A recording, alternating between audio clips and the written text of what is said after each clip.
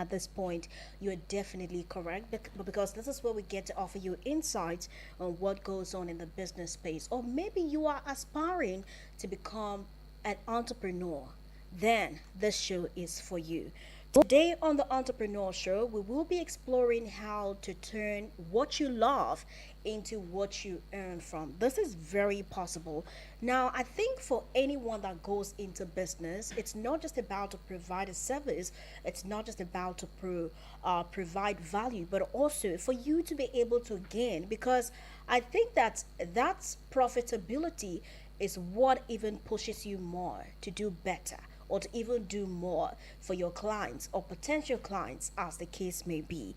And today, right here on The Entrepreneur, we will be exploring how turning what you love into what you earn from is very possible.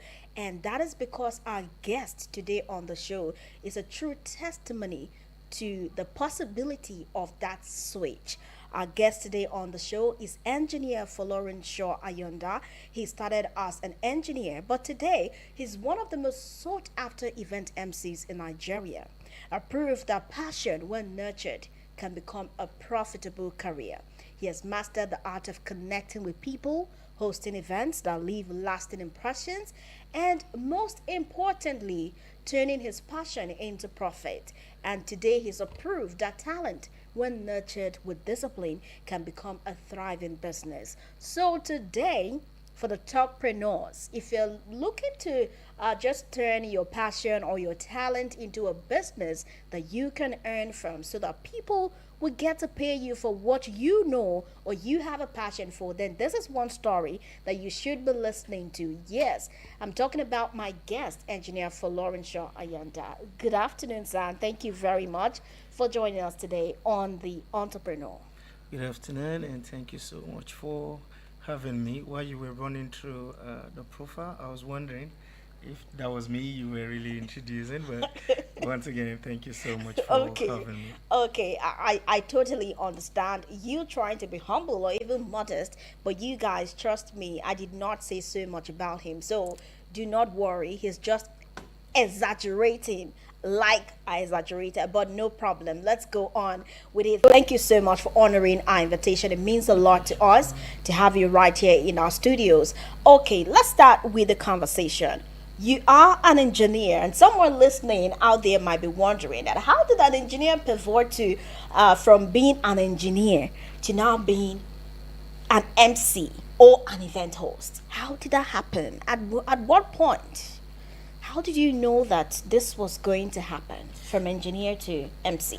All right, so for me, it wasn't one of those dramatic kind of switch because I've always been someone who has been blessed with the gift of the gab. I've always been someone who has my way with words. Okay. Yes, and growing up, I've always been that student that will be called upon when there's a literary or debating activity to be done. You know, those times when we used to argue day school is better Yeah, than boarding that's school, cool. all of that, and then representing the school, singing competition. Yeah. So I've always been around the art of speaking, singing, Okay.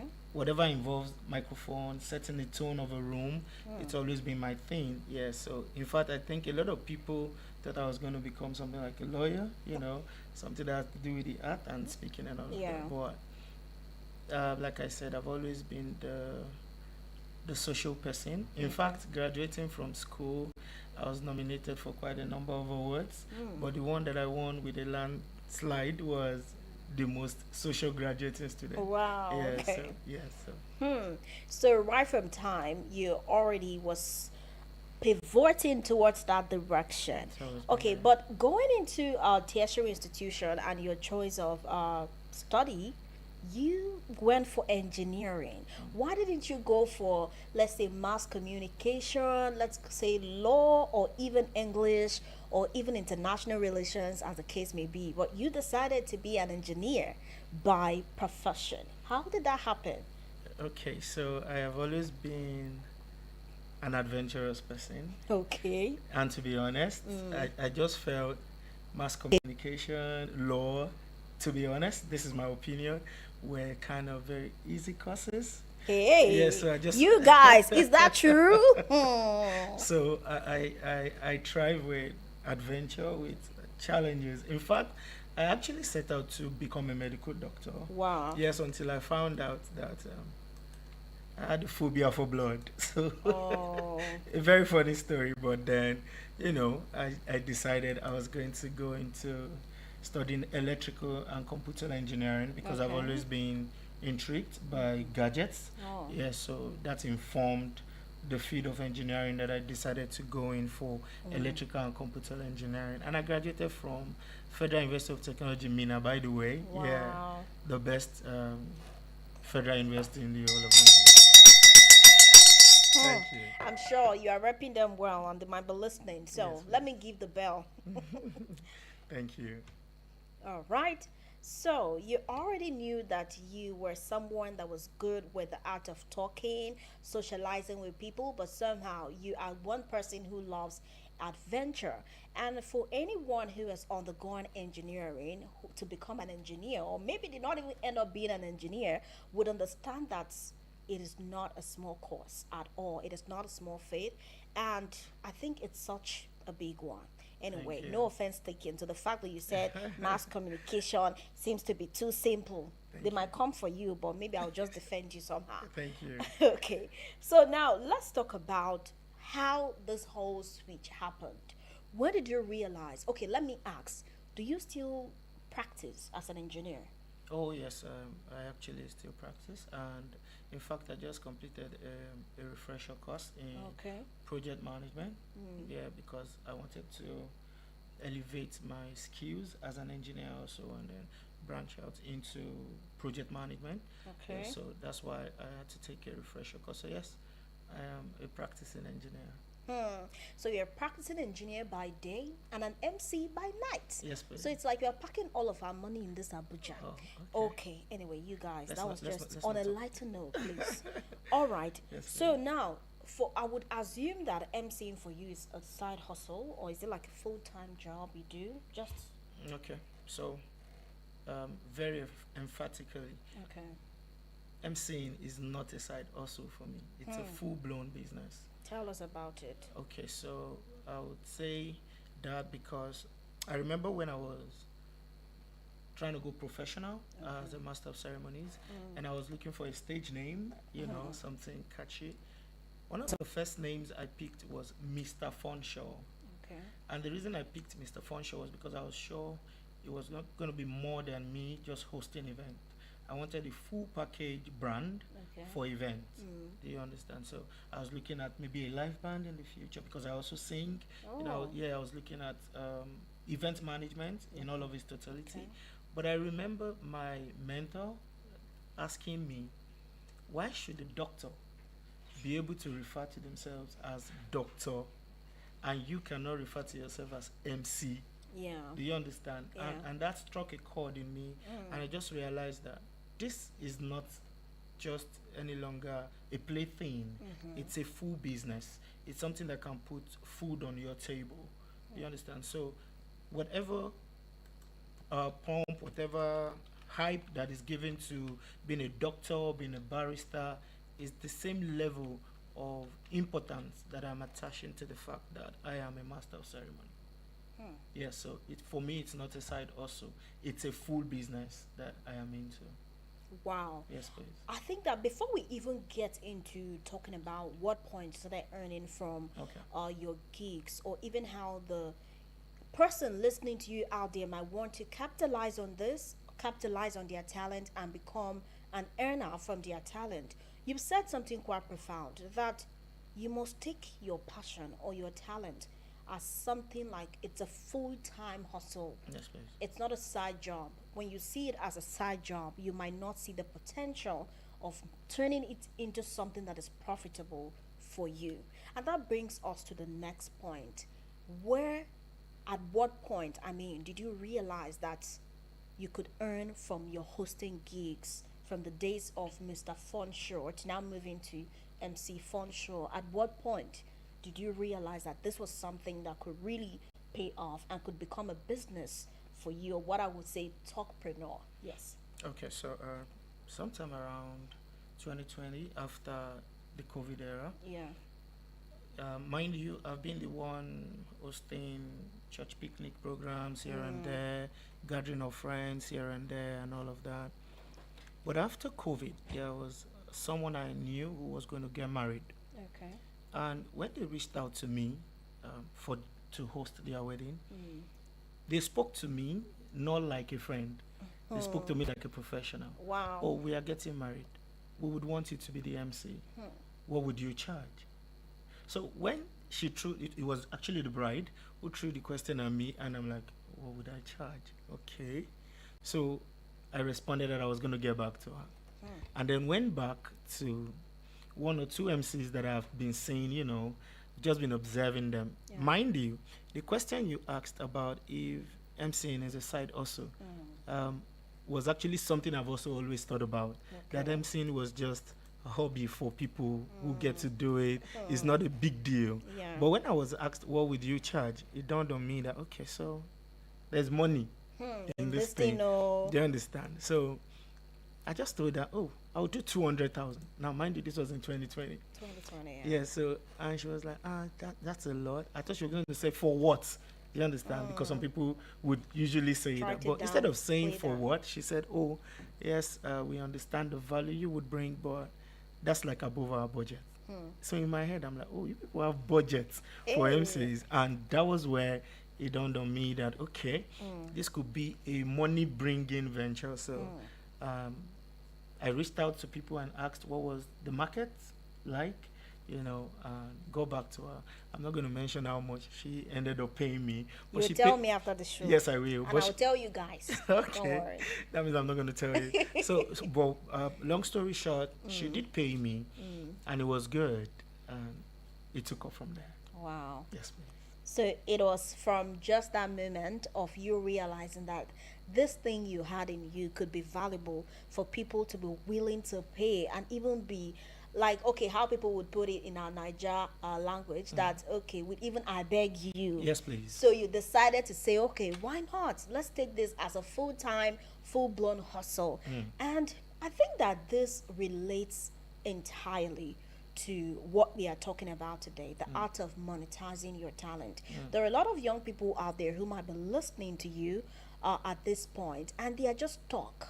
Even, okay, let me not segregate anybody, not young, not old, it doesn't matter what age, whatever time you realize that you can monetize your skills, go ahead. So anyone listening to you out there is definitely listening and taking up from your journey to understand that there is something in each and every one of us Yes, that could please. be turned into a brand or a service that is payable. So now, for someone like that who is listening, please give us this masterclass for free. How can you navigate and package this talent that you have or the skills into an entrepreneurial venture that would be able to give you money? Because money is very important to pay the bills and do other things that people need to do to get by. So, please, sir. All right. So, first things first. To every talent, to every passion that you have, there is a business side to it. And until you understand the business side, you will just find out that people will be taking advantage of you. I say that with all sense of experience because, yes, the first person that reached out to me offered me a particular amount, claiming that was their budget. But then people will pay you their budget until you realize the worth of your value. People will pay you their budget until you realize the worth of your value. Now, when you know your value, you come to the table presenting value, not having to reinforce price.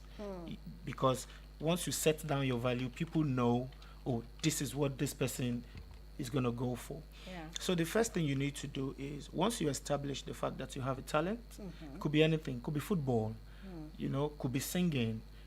You just need to know that there is a business side to that talent that you have. And once you know that there's a business side, you now have to go on the study the business part to that talent. So I'll use myself as an example. Okay. The moment I found out that MCing could put money in my account, I reached out to someone who's very experienced in the industry. Yes. And then I told him I would want to be an understudy to you. It took a while because, the secrets of great men, they are usually in their stories. Yeah. And these stories are well guided. They are not just thrown out until they know that you value it. So it took a while before I was trusted to become an understudy. In our line of craft, we call it internship. Okay. Before I could become an intern with this professional master of ceremony. And then I followed him, observed how he carried himself, Yeah. observed how he interacted with other vendors, that's complimentary event vendors at his event, how he carried himself, how he spoke about himself. Do you Yeah. understand? Because Yeah. the craft of an MC is all about perception. Okay. If you call yourself the best MC, people will see you as the best MC. Sure. In fact, it will stick. Hmm. But if you see yourself as, oh, whatever they give me, I will show up, that's how people will perceive you. So once you understand the business side of your craft, Yeah. then you know that, okay, I need to learn this, I need to learn this. That brings us to skills acquisition. Okay. Once you have understood that there's a business side to the craft, you now know you're supposed to undertake certain skills. One for a master of ceremonies is emotional intelligence, Okay. because you're going to be in a lot of situations where you have to manage crisis with the client, crisis with co-vendors. So emotional intelligence, you have to intentionally learn this one. Yeah. And another part is how you dress. People will say fashion is universal, style is personal, but at least you must learn what should go. Sure. For instance, you shouldn't be wearing a shoe with laces on a native dress. Oh. Sometimes people think, oh, as long as it fits me, Yeah. it will enter any space. There are things that you are comfortable with, but that will not enter a space where you're trying to make a statement. Sure. So if you want people to perceive you as being professional, there are certain things you must learn on the job Okay. or before you even get into the job. Then you also have to understand the place of negotiation, which is something very important. Yeah. There are actually no ceilings to what a master of ceremony can earn. Do you understand? Yes, there is a market guide, like based on the people who have more experience, who have been there all along. But I assure you, for a master of ceremonies, there is actually no ceiling to what you can earn. Is how much you can sell yourself, how much you can prove to the client that this is what you need, and I'm selling it at this price. Do you understand? Yeah. For instance, before the advent of social media, when we were very used to seeing all of our movies on VHS and all of those stuffs, you would watch a particular movie that could have been rounded up in 2 hours. Yeah. They will split it into part 1 to 4, Yes. and you are longing for it. For it, Why? yeah. Because that is the premium entertainment we had at that time. So we'll pay whatever value for it. In fact, some of us could not afford to get the cassettes. We would go rent them, and then they will tell you, oh, it's not available now. You will pay in advance To wait for it. to wait for it. So when you are able to communicate value, you don't chase prices. People are the ones that will now know that this is what this person is asking for, and this is what we have to pay. Do you understand? So in a nutshell, you must understand that there's a business side to your craft, to your passion, to your talent. You must get the requisite skills to function optimally in that craft, and then you must learn how to negotiate. Very important. And by negotiation, I don't mean I will charge 1,000. Oh no, we have it 100. Okay, can you pay 700? No, that's not what I mean. You're not a paper seller. You're not a market woman. I mean, by negotiation, I mean positioning yourself. You must learn how to position yourself. I'll just say this and then wrap up this thing I'm saying. For instance, as a master of ceremonies, Yeah. you must know how to position yourself, position your business, position your brand. Now, if you are going to catch me making comments on social media with my MC Funshaw brand handle, you will see me in places like Bella Niger, Sugar Wedding, Nigerian Wedding, African Nigerian Weddings. I'm just giving you some handles. You will Yeah. catch me under, and I make strategic comments. Yeah. Comments that will bring you to my page, because I know that would-be brides, would-be couple, would-be clients are looking around on those websites. You will not catch me on Insta blog. I'm not saying Instablog is not, but does it fit Into your positioning brand. for my brand? So all of these things you must learn and you must know, and from there you find out that passion is becoming profit. Hmm. Yes, please. Your passion is very profitable. Yes, please. And we have been receiving rare gems here from our guest in the studio, engineer Florence Shaw Ayanda. He is an event host, a compere, an MC, whichever title you choose, but he's just in the business of talking, and that has been such a big moment for him. And today he has made our time to come talk to you on the entrepreneur, on how you can move your passion, your talent into something profitable. So this is not even about the event industry. It's not even about talking. It could be anything. Like he gave instances. It could be football. You love music. How about you get a blog where you can blog about songs? So rather than do all these fan wars and everything, how are you turning that love for music into a business that would pay you? How about you do features on the video Wizkid and all of that? Before you know it, people are visiting your website and you are cashing out. Thank you so much, Engineer Florence Shayanda. Like, My I've been absolute just pleasure. listening to everything you said. And one of the things you said that I would say is quite profound is the fact that every talent or every passion that you have has a business side. It's left for you to pursue it or not. And if you are someone who wants to pursue that business part of your talents, then this program is for you. That is why it is the entrepreneur. Remember, you can call us to be a part of the show. Send us a message on WhatsApp on 09097054450, or give us a call on 09073530044. Our guest will be very gracious to listen to your concerns, your contributions, and even questions right here. He's giving like a free masterclass today. So just go ahead and take advantage of this opportunity, because people like this, they come very rare. So take advantage. Okay, we have this message right here from Mr. Joseph Injahi. He says, Kasi, your guest is killing us here with laughter. Some people on your perspectives, but we appreciate you. Okay, now, sir, coming back to the conversation while we wait for the calls, if any, let's talk about the challenges that you have faced in establishing yourself as a talkpreneur, as a, when it comes to case. What are some of those challenges that you encountered? Because I am not into the sale of products, I don't sell physical products. Yes. So it's not like I could just walk into an office and say, oh, please, this is a trial sample. Try it and see if you would like to patronize us. So Yes. basically, for a master of ceremonies, you need to convince people that you can speak well, that you're fun, and that you can elevate their event experiences. And Sure. how are you going to be able to do this if you don't get events? So the first challenge that I had coming up as a master of ceremonies was visibility, and I was able to tackle that by knowing fully well that before I will begin to earn, I will need to make a few sacrifices in the sense that I was willing to take on jobs that were not paying me as much as I would have wanted, Yeah. but I needed the contents from those Sure. events. For instance, I had an event somewhere in Edo State where I was supposed to be the master of ceremonies for the wedding. I paid for my transportation myself, my logistics to and fro. I couldn't fly. Thank God I was not kidnapped. I went by road, Thank God. and I paid for my hotel accommodation for 2 nights. I paid for my new suit because I needed to look good. Of course. I paid for all of the accessories, everything. Why am I saying this? Was because I went to that event, no dime was given to me, but I killed it.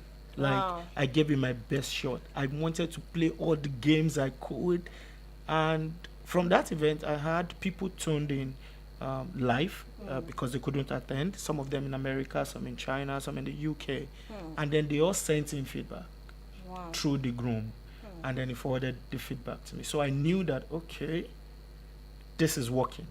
Then some of the contents I was able to get, I put them up on my Page. social media page, and in about a week after posting some of these contents, I got a call from a planner. Do you understand? I've not even done any follow-up on this plan, but I got a call. Are you available for this date? I jumped at it. Yes, I'm available. She offered something that I wasn't comfortable with. I tried to push for more, and she was like, oh, that's the budget we have. Please help us do it. I was like, oh, fine. The suit I wore to the event, I think was more expensive than what I was paid for the event. Wow. But when I came into the hall, there's no way you could have been able to tell how much I was paid. Do you get? So these are some of the sacrifices. Content from that event, trying to break into a market, you would have to take up some stuff that are pro bono, free of charge, I mean. Now, you are not going to be doing stuff free of charge without any strategy. They must be purposeful, strategic pro bono. And so when you're saying yes to a free gig, you must know that there's something that's in it for you. What am I going to get out of? Does this event I'm going in pro bono, does it project my brand in such a way that the next person who's saying it, who's not aware that I went to that event pro bono, would be paying me for the value that I delivered at that event? So visibility, that was how I was able to handle visibility. And then relationship, especially in my kind of business, relationships are very integral. Because relationships will open doors for you even while you're not knocking on them. True. So I had to cultivate relationships across board, MCs, planners, so that some of the MCs who have gone ahead of me, when they are not available for a date, my name will be on their mind. To be able to say, oh, reach out to Funshaw, he would do it for you. Then planners, I will reach out occasionally. Oh, hi mom, it's your birthday, happy birthday. This is to put you top of mind for them. So you have to nurture gainful relationships.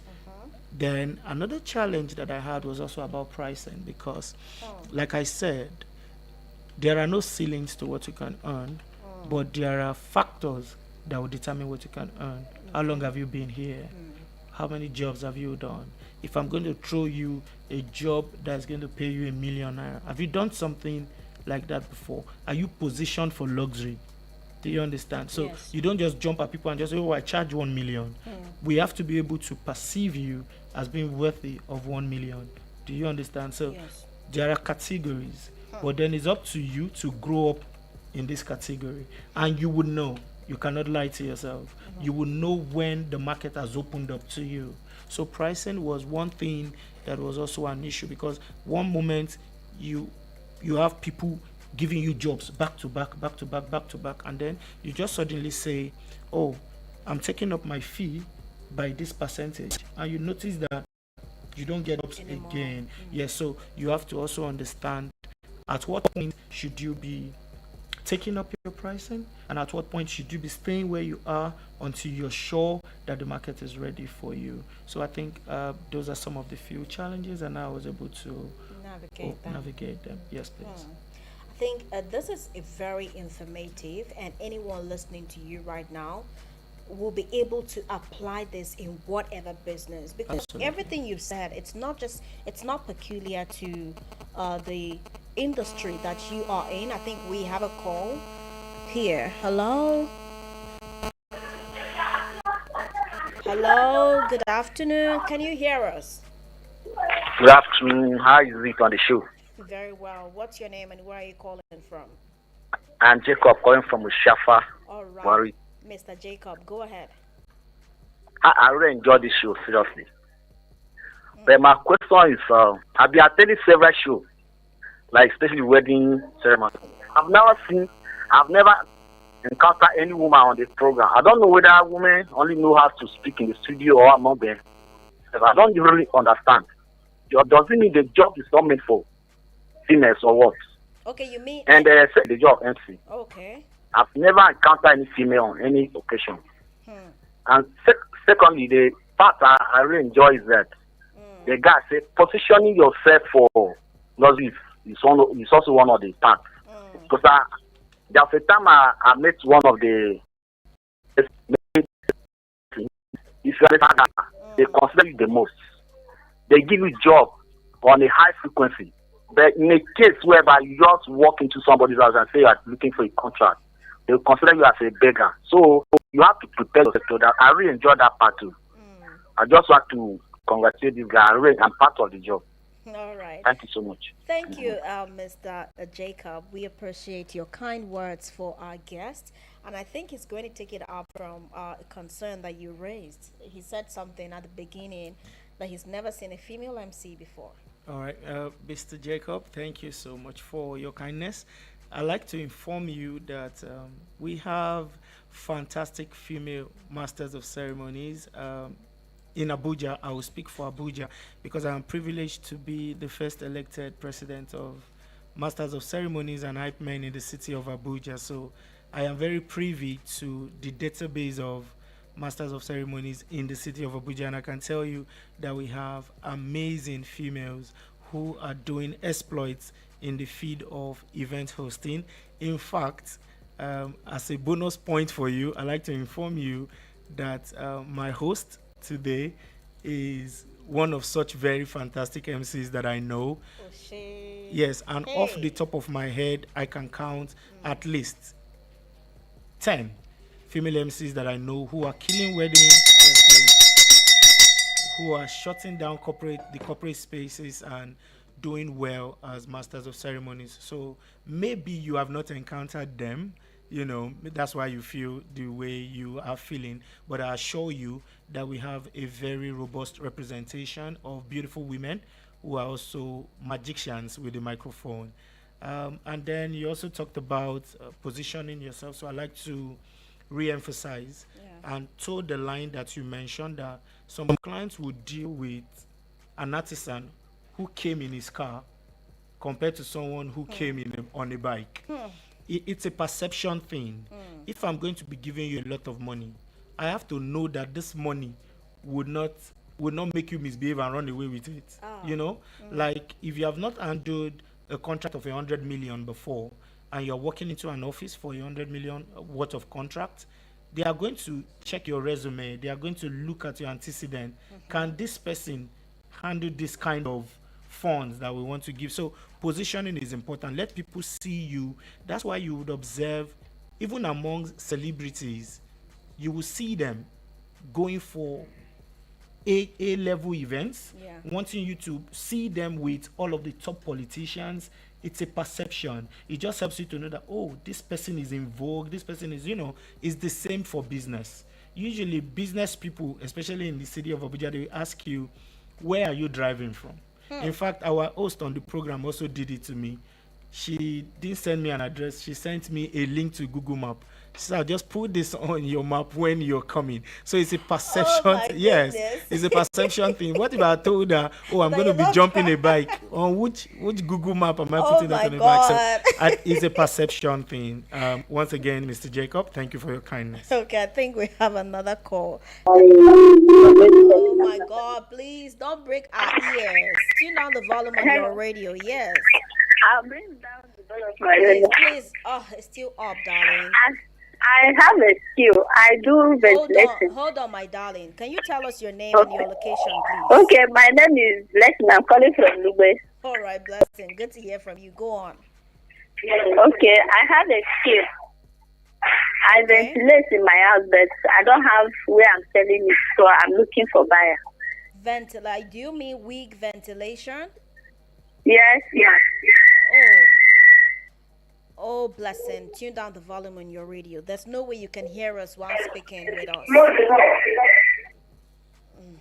Okay, let me wait for another room. Okay, ma. Okay, so make us understand, right? You do have ventilation, weak ventilation, and all that stuff. You're good with it. Yes. And you do not know how to market it or where to sell it. Yes, where to sell it. Okay. All right. So you want like a guidance or something from our guest on that? I didn't get it. Do you want like guidance for him to explain how you can go about it, marketing yourself? Yes, ma, and I need like buyers because I have people that learn from me, so we have a lot of it.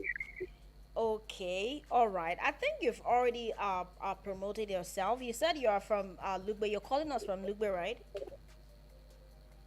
Hello. Ma? Yes, you're calling us from Lugbe.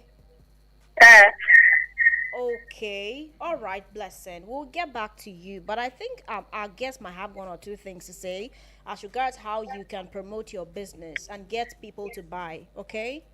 okay, ma. All Thank right. you, ma. Thank you so much. Please keep listening to Eagles FM and please always move away from your radio. It always brings this hallback effect that is not good for us. Okay, I wanted to be sure we didn't have any message here. Okay, we do not have. Okay, she's saying something. I know that it's way out of what you do, but it's still in the business aspect. And as someone who has been in business for a while, could you like just help this young lady? Okay. Hello, blessing. If you're still listening, I'd like you to understand that to be good at your craft is one thing, and to understand how to sell it is another thing. If I heard you correctly, you even said you are training people and then you have a lot of stuff to sell. You cannot shy away from social media, blessing. Um, Luckily for us, this whole new wave of social media interaction for business has made it very easier Yeah. for you to reach a wider range of clients. Let me put it that way. So you have to get on social media. That's one, because it helps you to announce your job, True. your craft. Then around your locality, if you are so good, the people around your locality should know you. And if you service one customer well, I promise you, there's something that they call customer advocacy. Oh, that person good, try them. That's one very effective way of marketing business. Every time you get an opportunity to service one person, do you go out of your way to make that person remember you and want to come back and bring other people to you? So within your locality, how much of your craft have you put out there? That's something very important. Then you might have to collaborate. You are a hair ventilator, yeah? Yes, she's That- into wigs, wig okay. making, Yeah, ventilation, so and so stuff. Yeah. if you're good at that, then you should be collaborating across board with salons, who might be needing your services, and then going there to also reach out to the people who are coming there to make their hairs or Yeah. whatever.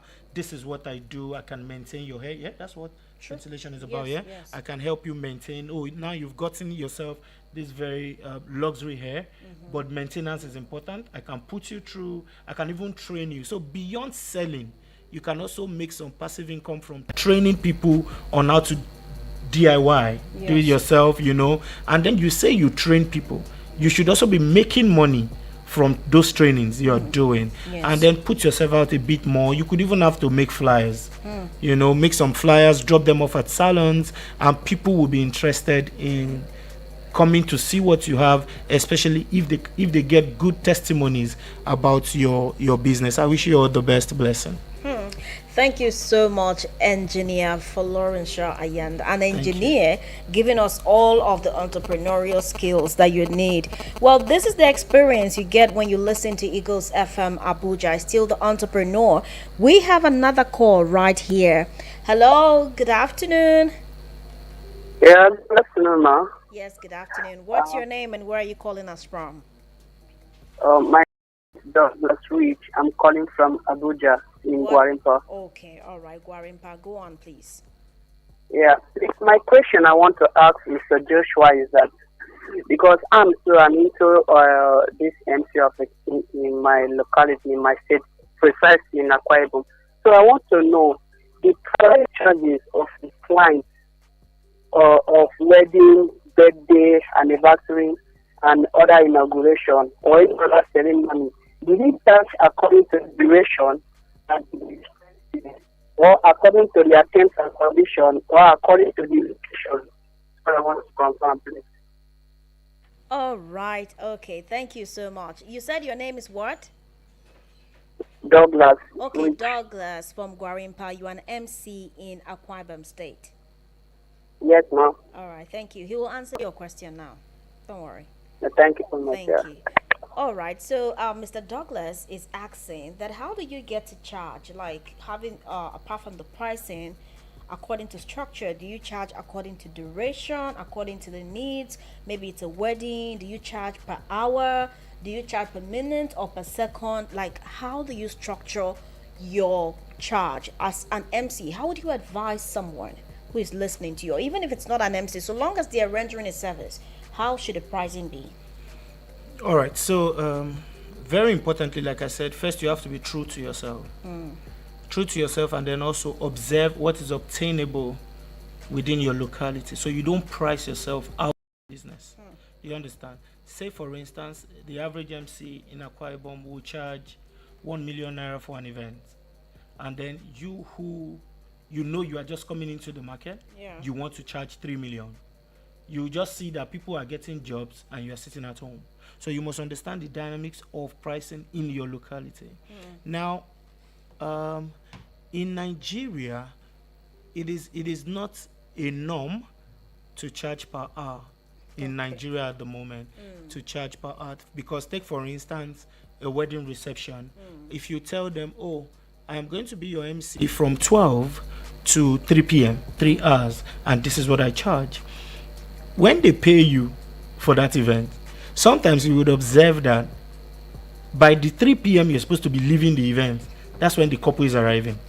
So you are then going to have the issue of, okay, so you have to pay me again for another 3 hours, and then it looks like you are not fair. It looks like you are not a considerate person. It could have been for any reason why we are coming late. So in Nigeria generally, it's not a common thing for MCs to charge per hour, especially for weddings. Okay. Yeah, so most times when you're booked for a wedding event, just know that you're booked for the whole day. That's how that's how I charge. At some point, I tried to charge per hour. The energy I was getting, the vibe wasn't really how it should be. I think the market is not ready for that per hourly charge yet. Okay. So you should just know that for a wedding event, this is the least. In fact, we call it walking price. So when I tell you this is what I would charge for a wedding, let's say I say 500. If you offer me 400, I'll walk away. So that's my charge. So that you feel fairly priced when you are at the event and they are delaying you.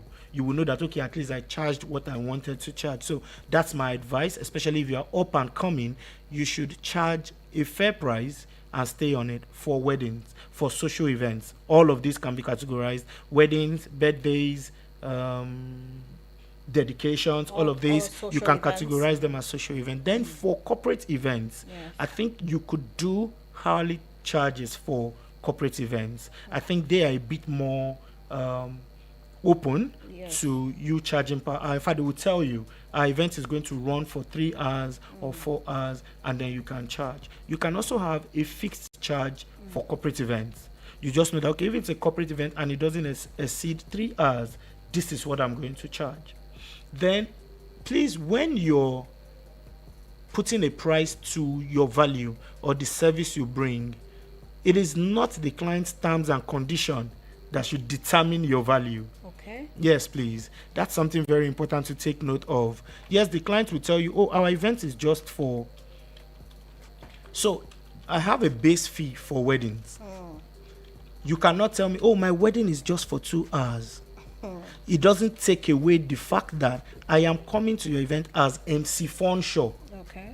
The number of hours you're having your event, I don't offer discounted services. I can offer discounted price, but I don't offer discounted service. So if you pay me, if somebody is paying me 5 million and someone is paying me 500 naira, they are getting the same Fonshaw. Do you understand? Yes. I would never discount my service delivery because of what you're paying me or the number of hours. So if I am coming to your event for 3 hours, I'm coming to your event for 6 hours, you are enjoying the same Fonshaw. So pay me up.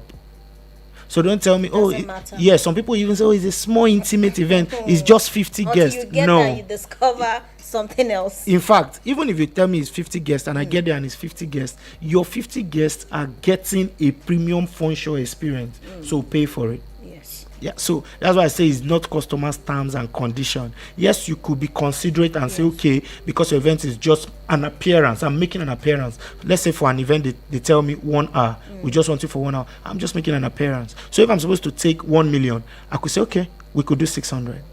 Do you understand? Yes. But it's not because of their terms and condition. They are not the ones that will determine. I hope I've been able to answer you, Mr. Douglas.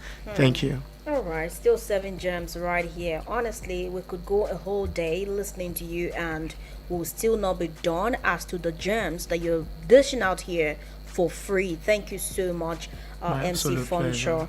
So, finally, before we let you go, what are some of the mistakes, or should I say, what is that one concrete mistake that you've made, maybe at the start of your career, turning your passion into business, that would want to advise anyone who is listening to you, an aspiring entrepreneur or someone who is already in business, not necessarily the talking business, but any business at all, that you feel they can learn from your mistake?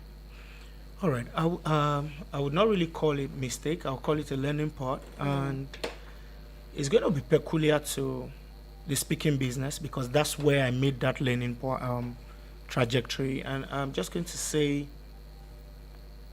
do not assume that the client has booked you. I'll say that again. Do not assume that the client has booked you until payment is confirmed. You see, I didn't say payment is made. So the client can say, oh, I have made payment, I've made payment. But until you confirm payment from your end, do not assume that you have been booked. So this happened to me and it burnt me quite a number of times while I was just coming into the craft, where you have a fantastic conversation with somebody and as far as you are concerned, that deal is booked. And then another client will reach out to you to ask you about the same date and you tell them, I am booked. Who booked With you? no payment. Yes, who booked you? So, and then you now find out that a few days to the event, this client who you assume has booked you, and I say, oh, we're sorry, we didn't get back to you. Oh, someone offered to do it for us for free. Remember, you have lost the value of that date. So do not assume. In fact, there's this joke amongst us MCs who will say, until payments is confirmed, we just the gist. So just the gist. Do you understand? So do not assume that you are committed to a deal until payment has been made. In fact, until payment has been confirmed. I say that again. So that was one thing I had to learn, to know that until I'm seeing the funds in my account, I've not been booked. Do you understand? And then another thing, though it didn't happen to me, is that you have to hold yourself to a very high level of integrity. Okay. In fact, I used to work in a bank because I'm a man of several caps. I've also been a banker. Maybe I'm we'll a wrap travel, another part of you I'm another I'm a day. travel consultant. So all Wow. of these things. So one thing I learned in the bank is that your integrity cannot be 99.9999%. It must be 100%. 100. Yeah, so when you tell someone, I am committed to your event, and they pay you, Yes. even if someone else is coming with something that is times 10 of what you have been paid, it is heartbreaking to go back to a client and say, oh, sorry, I have to refund your money. I can no longer be available unless it's really an emergency situation that you Yes. cannot maneuver. But to take somebody's gig and then refund them because it's a small world, and then people will get to find out things, and you'll be surprised how bad. Oh, don't use him.